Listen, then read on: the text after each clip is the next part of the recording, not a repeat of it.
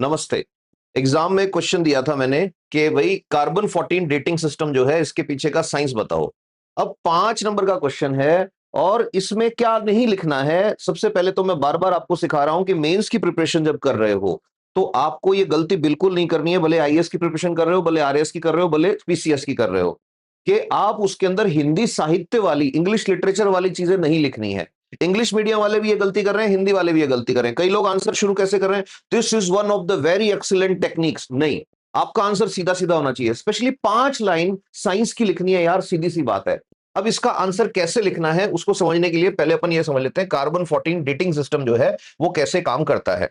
तो देखो, इसको जब लिखोगे आंसर तो इसके आंसर में आपको, तो मैं बता देता हूं कि ये अपना इपोन का टेस्ट है, सेकंड सब्जेक्टिव टेस्ट है। तो इसके अंदर क्वेश्चन नंबर 1 जो है उसका आंसर मैं यहां पे बता रहा हूं, जिसमें अपने को बात करनी है कार्बन 14 डेटिंग सिस्टम के। अब कार्बन 14 डेटिंग सिस्टम के क्वेश्चन की शुरुआत कहां से होनी चाहिए? सबसे पहले आपको इसका इंट्रो देना है। अब इंट्रोडक्शन में ये नहीं देना कि क्वेश्चन में आप ये लिख रहे हो कि भाई ये ऐसी है वो है, नहीं, सीधी बात बतानी है कि ये टेक्निक है जो फॉसिल्स की एज कैलकुलेट करने में काम आती है। फॉसिल्स मतलब हिंदी में कहते हैं जीवाश्म जो होते हैं, उनकी आयु निकालने में काम आने वाली तकनीक का नाम कार्बन 14 डेटिंग सिस्टम है।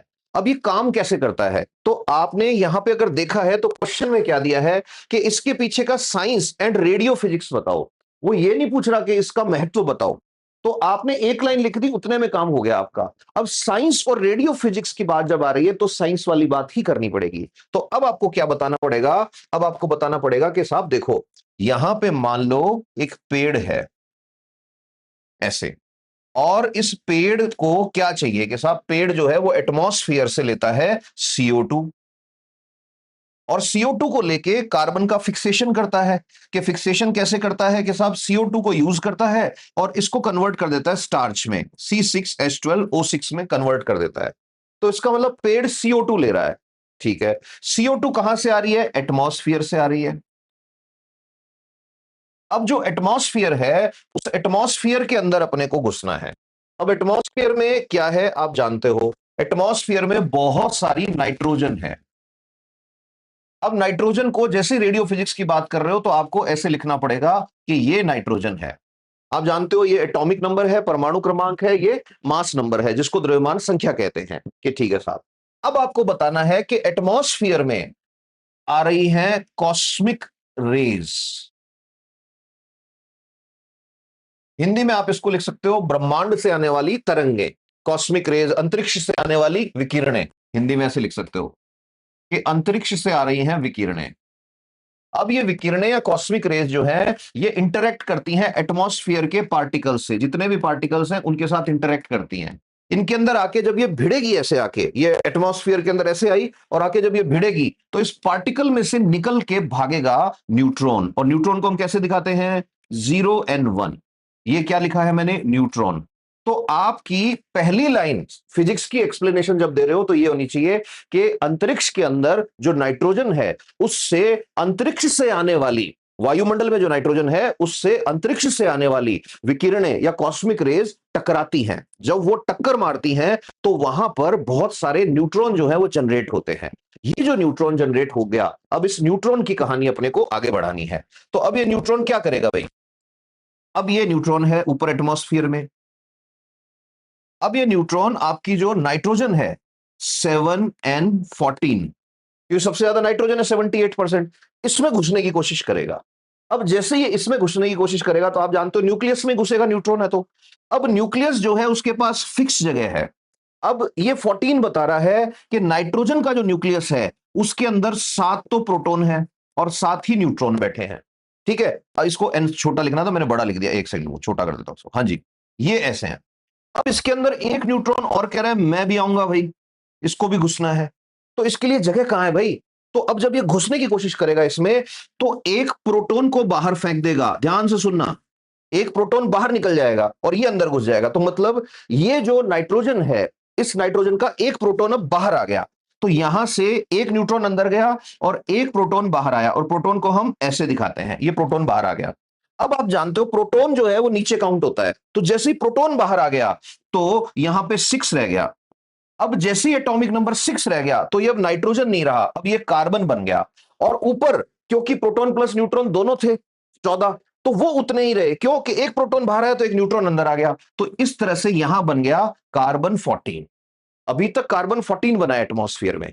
तो मैं एक बार फिर से बता दूं, कॉस्मिक वेव्स आ रही है, कॉस्मिक रेज आ रही है, उन्होंने आके वहां एटमॉस्फेयर में जो पार्टिकल्स थे उनमें टक्कर मारी तो उसमें से न्यूट्रॉन निकला। वो जो न्यूट्रॉन निकला वो न्यूट्रॉन पकड़ लिया किसने? नाइट्रोजन ने। नाइट्रोजन के अंदर घुसा, जैसे नाइट्रोजन के अंदर घुसा उसके अंदर बैठा था प्रोटॉन, 7 प्रोटॉन थे, 7 न्यूट्रॉन थे। तो एक न्यूट्रॉन एक्स्ट्रा घुसा और उसने एक प्रोटॉन को बाहर फेंक दिया। अब जैसे ही प्रोटॉन निकला तो आप जानते हो प्रोटॉन नीचे काउंट होते हैं एटॉमिक नंबर में, और न्यूट्रॉन प्लस प्रोटॉन ऊपर काउंट होते हैं। तो ऊपर वाला तो सेम रहा क्योंकि एक प्रोटॉन निकला और एक न्यूट्रॉन घुस गया। नीचे से चेंज हो गया, जैसे ही नीचे वाला नंबर चेंज होता है जो एलिमेंट है वो चेंज हो जाता है। ये तो 9th 10th में पढ़ा है। तो ये प्रोसेस हो गई कि कार्बन 14 कैसे बना। अब ये जो कार्बन 14 बना है, अब ये क्या करेगा, ये तुरंत से एटमॉस्फेयर में है ऑक्सीजन, उस ऑक्सीजन से मिल जाएगा और बना लेगा CO2। अब ये जो CO2 है ना, इसके ऊपर मैं स्टार लगा रहा हूं ऐसे करके। एक काम करता हूं, येलो कलर से लगा देता हूं ये स्टार ऐसे। ये क्यों लगाया मैंने? क्योंकि ये वो है जो 14 वाले कार्बन से बना है। ये तो हो गई एक ये रेडियो एक्टिव कार्बन, तो ये मैं यहां पर लिख देता हूं, कार्बन 14 वाली CO2 बनी है ये। ठीक है। अब इसके अलावा एटमॉस्फेयर में जो कार्बन हमेशा होता है वो भी तो है, ये भी ऑक्सीजन से रिएक्ट करेगा। तो इसका मतलब एटमॉस्फेयर में, वायुमंडल में, 2 टाइप की कार्बन डाइऑक्साइड हो गई। एक वो वाली जिसके अंदर कार्बन 14 है, एक वो वाली जिसमें नॉर्मल कार्बन है। अब ये जो CO2 है, ये भी और ये भी, दोनों की दोनों CO2 जो है ये प्लांट के पास आएंगी। ठीक है साहब। अब दोनों प्लांट के पास आएंगी तो दोनों के दोनों कार्बन आएंगे, तो इसका मतलब इस प्लांट में, या इसकी जगह कोई एनिमल होता उसके अंदर भी, यहां लिख देता हूं मैं, एनिमल में या प्लांट में। अब CO2 2 टाइप की है और मैं एक CO2 के ऊपर स्टार लगा रहा हूं, तो आपको पता लग रहा होगा कि जिसके ऊपर मैं स्टार लगा रहा हूं वो कौन सी CO2 है। तो आपको पता है कि भाई वो स्टार जिसके ऊपर लगाया है वो CO2 कार्बन 14 वाली है, कि ठीक है। अब जब तक, ध्यान से सुनना, जब तक ये प्लांट सांस ले रहा है, जब तक ये एनिमल सांस ले रहा है, तब तक कंटिन्यू ये CO2, अच्छा ये CO2 जो है ये स्थिर नहीं है। स्थिर नहीं है का मतलब दिस इज नॉट स्टेबल। क्यों? क्योंकि इसके अंदर जो 14 है, 6C12 होना चाहिए, 14 है। अब जानते हो कि कार्बन 14 जो है वो रेडियो एक्टिव है, और जो रेडियो एक्टिव होता है उसका कंटिन्यू क्या होता है, हिंदी में कहते हैं क्षय और इंग्लिश में कहते हैं उसका होगा डीके। ठीक है। अब कार्बन 14 जो है वो इसमें आ तो गया, बट इसका कंटिन्यू क्षय हो रहा है। अब जब तक ये जीव जिंदा है, भले वो एनिमल है भले वो प्लांट है, तब तक वो सांस ले रहा है, सांस ले रहा है, तो जितना कार्बन 14 लूज होगा उतना का उतना उसमें आता रहेगा। तो इसका मतलब जो रेशो CO2 नॉर्मल और CO2 रेडियो एक्टिव का एटमॉस्फेयर में है, जिस अनुपात में सामान्य कार्बन और रेडियो एक्टिव कार्बन वाली कार्बन डाइऑक्साइड वायुमंडल में उपस्थित है, उसी अनुपात में इन जीवों में रहेगी। अब एक दिन किसी न किसी दिन सबको मरना है, तो किसी एक दिन इनकी भी हो गई डेथ। अब मान लो ये प्लांट था, इसकी डेथ हो गई। अब जैसे ही डेथ हो गई तो क्या होगा, जो CO2 नॉर्मल है और जो CO2 ये वाली है स्टार वाली, तो CO2 स्टार वाली जो है ना, ये डीके होना शुरू हो जाएगी। डीके का मतलब ये मरना शुरू हो जाएगी, ये जाती रहेगी, डिसइंटीग्रेट होएगी। और ये जो है ये फिक्स रहेगी। क्यों रहेगी? कि ये कार्बन 12 वाली है और ये कार्बन 14 वाली है। अब कार्बन 14 वाली जो है उसका डीके कैसे होगा ये भी बताना पड़ेगा आपको। तो अब इसका डीके कैसे होगा, तो कार्बन 14, 6C14, इसका जो डीके होता है इसको बोलते हैं बीटा माइनस डीके। ये अपन ने पढ़ा था, देखो रेडियो एक्टिविटी वाली बेसिक क्लासेस थी उनके अंदर अपन ने पढ़ा है बीटा माइनस डीके। अब इसको बीटा माइनस क्यों बोलते हैं, तो इसके केस में आपको ये लाइन लिख के आनी है कि बीटा माइनस डीके में एक न्यूट्रॉन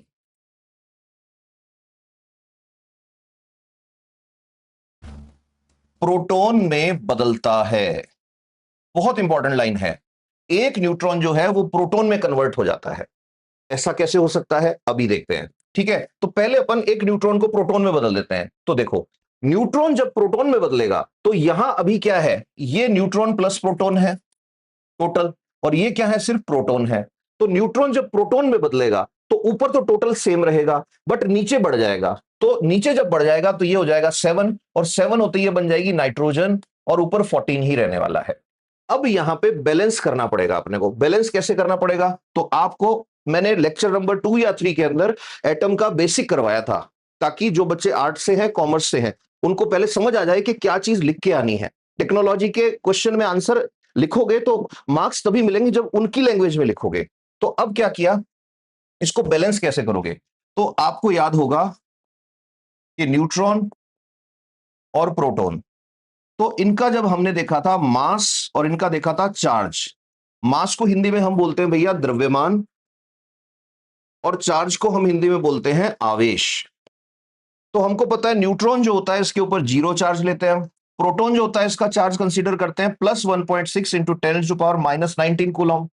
न्यूट्रॉन जो है उसका मास कितना लेते हैं हम, 1.00866 यूनिट्स हम लेते हैं एटॉमिक मास यूनिट के अंदर। प्रोटॉन का कितना ले रहे थे, 1.00726 या 27 यूनिट ले रहे थे हम अप्रोक्सीमेशन में अगर करें तो, कि ठीक है साहब यू लिखना है ऐसे करके यू, ठीक है, एटॉमिक मास यूनिट इतना था। तो अब जैसे ही मैंने कहा, अब बहुत ध्यान की बात है सुनना, न्यूट्रॉन प्रोटॉन में कैसे बदल सकता है, कि न्यूट्रॉन जो है उस पर तो 0 चार्ज है, अब मैंने न्यूट्रॉन को प्रोटॉन में कन्वर्ट कर दिया।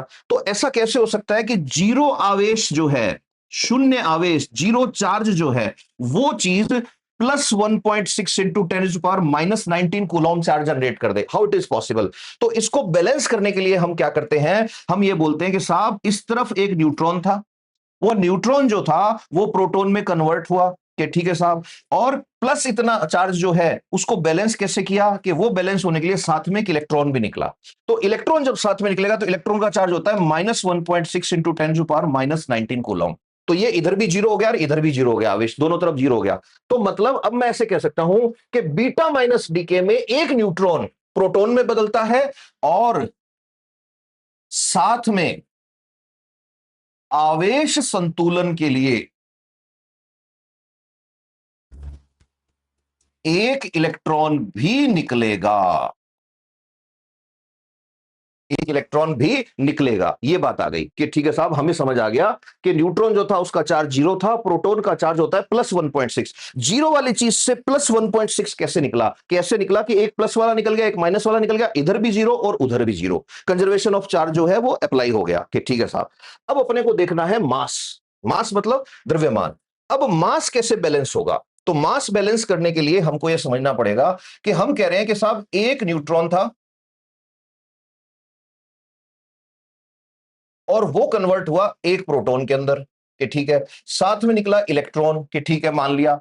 अब न्यूट्रॉन जो होता है उसका द्रव्यमान कितना लेते हैं हम, तो उसका द्रव्यमान हम लेते हैं 1.00866 यूनिट्स। मैं बार बार बोल रहा हूं, इसका रट्टा मार लेना, बैच में भी मैंने बार बार तुमको कहा है कि ये खुद से लिखो और याद करो इसको, ठीक है। अब इस तरफ क्या हुआ, प्रोटॉन का मास आएगा, तो प्रोटॉन का मास कितना होता है, 1.00727 यूनिट्स, प्लस इलेक्ट्रॉन का भी मास जुड़ेगा। इलेक्ट्रॉन का कितना पड़ा था अपन ने, अपने को ध्यान है 0005 यूनिट्स, ये ठीक है। अब इसको जब हम एडजस्ट करेंगे, टोटल लगाएंगे, तो इधर तो टोटल आ रहा है 1.00866, इसका टोटल कितना आ रहा है 1.00727 यूनिट्स प्लस 0.00050 यूनिट्स। अब ये 7 आया, यहां पे 7 आया, यहां पे 7 आया, 007 यूनिट्स ये आ गया। इधर 1.00866 यूनिट्स आ रहा है।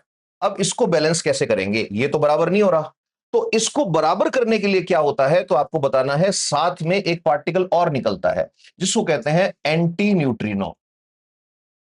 एंटी न्यूट्रिनो कि ये क्या कर रहा है, कि ये संवेग यानी मोमेंटम जो है उसको बैलेंस करने के लिए निकलता है। ये बता के आना पड़ेगा आपको, ये निकलता है इसके लिए कि ठीक है। और एक बात और बतानी है, बचा हुआ द्रव्यमान जो डेल्टा एम बता सकते हो अभी बच गया, वो क्या होता है, वो एनर्जी में बदलेगा, जो एनर्जी इलेक्ट्रॉन और एंटी न्यूट्रिनो की है। इलेक्ट्रॉन और एंटी न्यूट्रॉन निकले हैं तो कुछ एनर्जी खर्च हुई है ना, वो यहां एडजस्ट होएगी। अब इतने पे नहीं रुकना आपको, इसका मतलब ये हुआ कि कार्बन 14 वाला जो है, अब मैं इसको येलो से लिखता हूं, कार्बन 14 वाले को। येलो क्यों नहीं चल रहा है यार ये?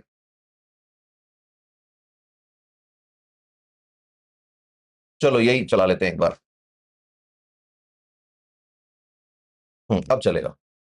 कार्बन 14 वाला जो कार्बन है वो तो कंटिन्यू कन्वर्ट हो रहा है नाइट्रोजन 14 में, प्लस अच्छा ये डीके कौन सा है, बीटा माइनस डीके है। पूरी इक्वेशन को अब एक ही लाइन में लिख रहे हैं। प्लस क्या निकल रहा है, इलेक्ट्रॉन निकल रहा है। क्यों? याद करो, कंजर्वेशन ऑफ चार्ज। प्लस क्या निकल रहा है, एंटी न्यूट्रिनो निकल रहा है। कि ठीक है, ये कार्बन 12 वाले के साथ हो रहा है, वो कार्बन 14 वाले के साथ हो रहा है। और इसी पेड़ में, पेड़ भी बना लेते हैं यहां पे, नहीं तो नाराज होएगा वैसे ही। इसमें एक तो कार्बन 14 है और दूसरा ले लेते हैं अब कार्बन 12। कार्बन 12 वाला जो कार्बन है ना, उसका कोई डिके नहीं होगा, कोई क्षय नहीं होगा। नो डिके, कोई क्षय नहीं होगा। उसका क्षय नहीं होगा तो ये फिक्स रहेगा। इसका क्षय हो रहा है, तो क्षय हो रहा है तो एक चीज हमने पढ़ी थी, अगर आपको याद हो, तीसरे लेक्चर में हमने पढ़ी थी, हाफ लाइफ, यानी कि अर्ध आयु काल। ये बताता है कि 5730 ईयर्स के बाद कार्बन 14 जितना था वो हाफ रह जाएगा। कि ठीक है साहब, तो अब हम क्या करते हैं, ये जो प्लांट है इसको, जो मिला है हमें फॉसिल, उसको, अब तो प्लांट तो रहा ही नहीं, वो फॉसिल बन चुका है। ठीक है, या जो एनिमल मरा था उसका फॉसिल आपने लिया। फॉसिल मतलब जीवाश्म, हिंदी में भी लिख देता हूं यहां पे मैं। अब ले लिया आपने। अब ये जो जीवाश्म या फॉसिल लिया, इस फॉसिल का सबसे पहले आप क्या लेते हैं, सैंपल लेते हैं। फॉसिल का सैंपल आप लैब में लेके जाएंगे। अब लैब में आपको और कोई चीज से मतलब नहीं है, आपको सिर्फ और सिर्फ कार्बन से मतलब है कि कार्बन 12 है या कार्बन 14 है। तो अब आप क्या करेंगे, ये जो सैंपल है, इस सैंपल को आप सेलेक्टिवली बर्न करेंगे, यानी इसको जलाएंगे सैंपल को आप। जब आप सैंपल को जलाएंगे तो सैंपल जो है, पूरे का पूरा सैंपल कन्वर्ट होएगा कार्बन डाइऑक्साइड के अंदर, क्योंकि आपको सिर्फ कार्बन से मतलब है, बाकी सारी चीजें डिसॉल्व करके आपने हटा दी हैं। उस सैंपल का सिर्फ कार्बन रख के उसको जलाएंगे आप लैब के अंदर। अब जलाएंगे तो CO2 बची। अब CO2 जो है ना, ये दो टाइप की है, कार्बन 14 वाली है और एक कार्बन 12 वाली है। तो अब हम इसके अंदर मेजर करेंगे कि कार्बन 14 कितना है और कार्बन 12 कितना है। इन दोनों का जो रेशो निकलेगा, वो रेशो हमको ये बताएगा कि कितना बचा है। फॉर एग्जाम्पल, मान लो आपको एक बोन मिली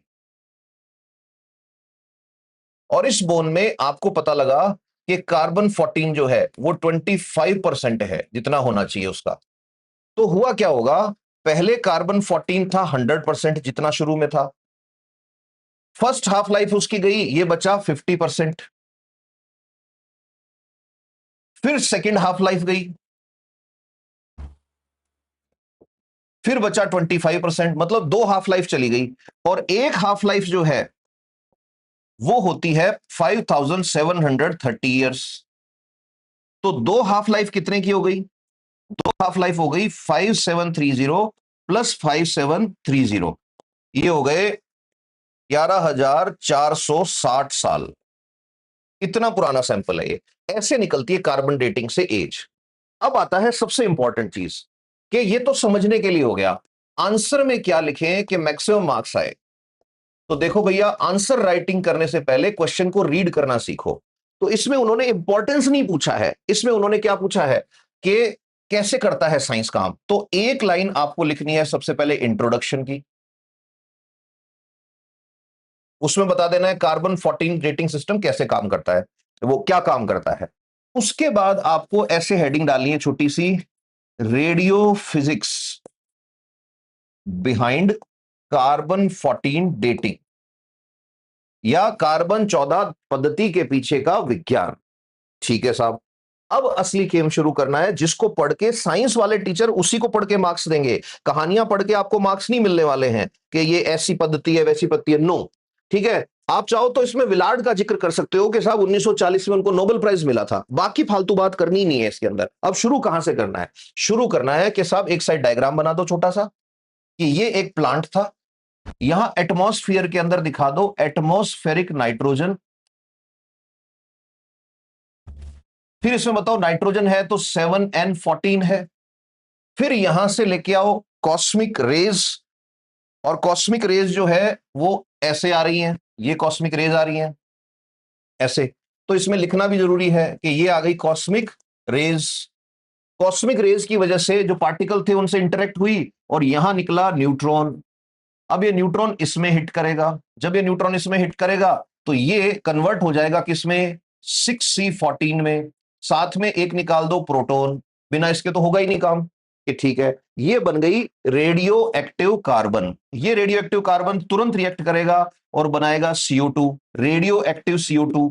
ये जो रेडियो एक्टिव CO2 है ये प्लांट एब्जॉर्ब करेगा, प्लस नॉर्मल CO2 जो है उसको भी एब्जॉर्ब करेगा। अब ये दोनों इसमें एब्जॉर्ब हो गई। अब ये बताना है कि इसका डीके भी होगा और एब्जॉर्प्शन भी होगा, ये लाइनें लिखनी भी है साथ में। तो पहली लाइन क्या आ जाएगी, पहली लाइन आ जाएगी, पहली लाइन में आपको यह बताना है कि 6C14 कैसे बना, वो मैंने बता ही दिया कि कॉस्मिक रेज आ गई। फिर आपको अगली लाइन में यह बताना है कि 6C14 और 6C12 का अनुपात यानी रेशो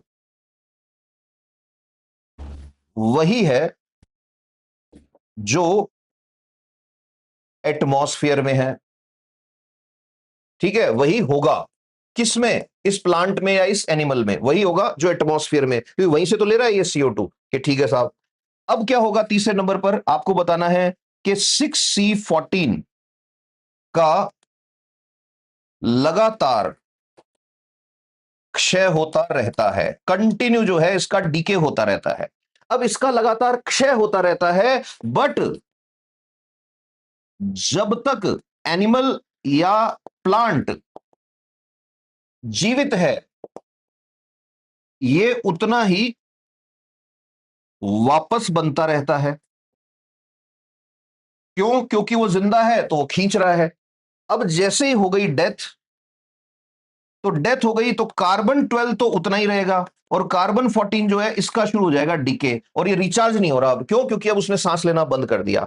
इस टाइम फिर आपको बताना है कि इस डीके को बोलते हैं बीटा माइनस डीके, और फिर इसकी इक्वेशन बतानी है कि कैसे ये होता है। तो उस टाइम बीटा माइनस डीके में बता देना है कि 6C14 जो होता है वो अंडरगो करेगा बीटा माइनस डीके में। वो जो इतना सारा लिखा था ना मैंने, अब एक ही इक्वेशन में बता दो। वहां अगर 5 नंबर वाला है तो समझाने की जरूरत ही नहीं है, कंजर्वेशन ऑफ मास। जो कॉपी चेक कर रहे हैं वो फिजिक्स से BSc, फिजिक्स से MSc हैं, वो मेरे से ज्यादा खुश नसीब है, उनको फिजिक्स इस लेवल की पढ़ने को मिली। मेरा तो नसीब थोड़ा कम अच्छा था इस जन्म में कि इस लेवल की फिजिक्स मेरे को पढ़ने को नहीं मिली। मैं तो अभी भी बोलता हूं कि अगले जन्म हो फिजिसिस्ट कीजिए, है ना।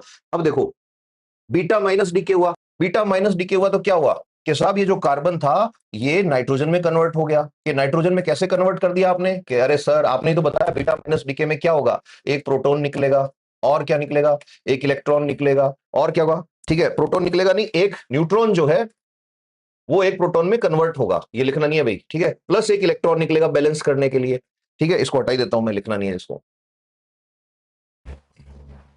प्लस एक इलेक्ट्रॉन निकलेगा प्लस एक एंटी न्यूट्रॉन निकलेगा, बस इतनी सी इक्वेशन लिखनी है।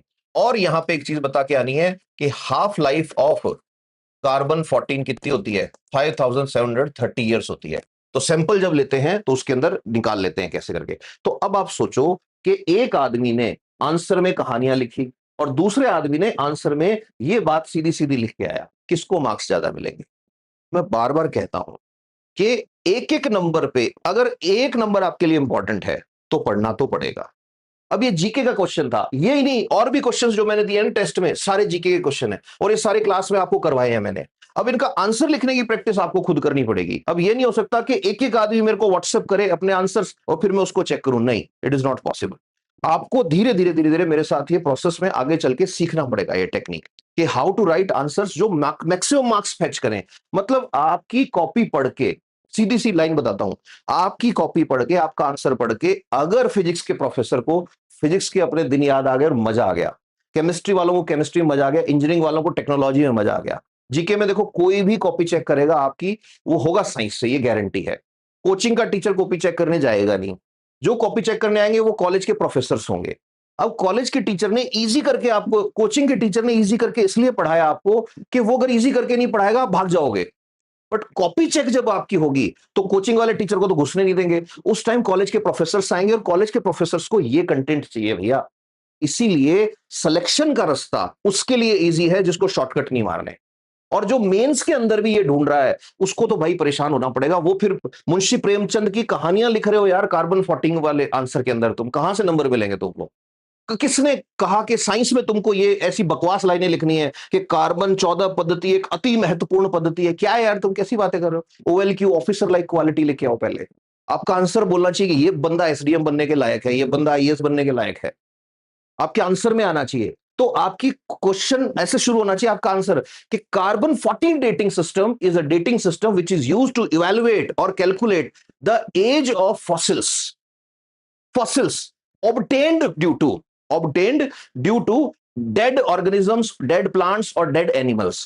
फिर सेकंड सेगमेंट शुरू हो जाना चाहिए, साइंस और टेक्नोलॉजी और radio physics behind carbon 14 dating system.